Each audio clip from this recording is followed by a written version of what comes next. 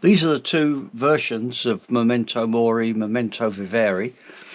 These are both shop bindings and not exactly as the finished copies will be. This will be the special. There'll be another volume in a slipcase, chemise, like this one.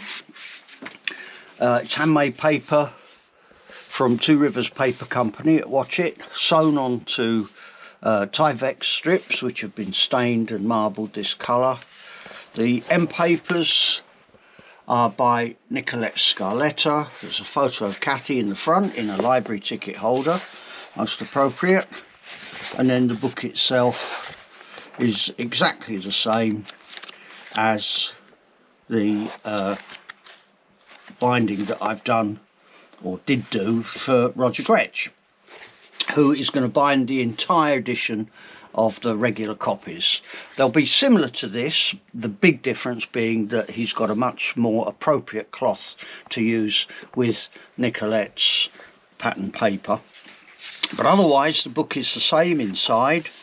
We start with a half title page, just so you've got the title, and then instead of a title page there is the notice that I sent out when Kathy died, following which is the title page. Facing it, as every page through the book, is an explanation of what the typefaces are and what the actual image on the other side is about.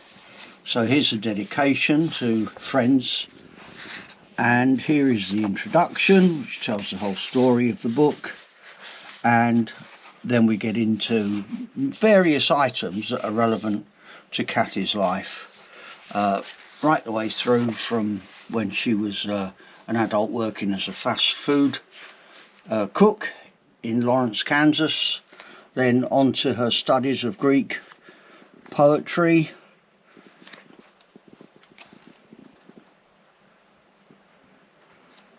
and our various trips out and about together.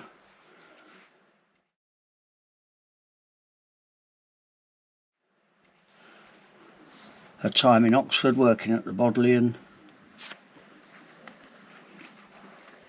her creation of things that she found in different printers' fairs that we went to.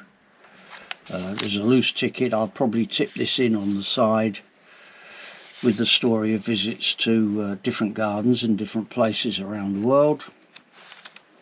These are extracts from a book that Kathy enjoyed very much by J.J. Thomas, author of Theory and Practice of Creole Grammar,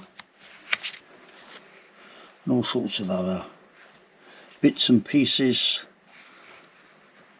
that relate to her life working here. This is her review of Indian toys that she did for Matrix. Full articles there with a lot more illustrations in, lent to us by Burton Molly Eastman's two daughters very kindly, so we could over illustrate the text. Nick Wadham, multicolour lino cut for a book that is yet to appear. Some work she did at Gorton Monastery, advertising Bellevue, and the archive at Chetham's Library in Manchester, where she was working.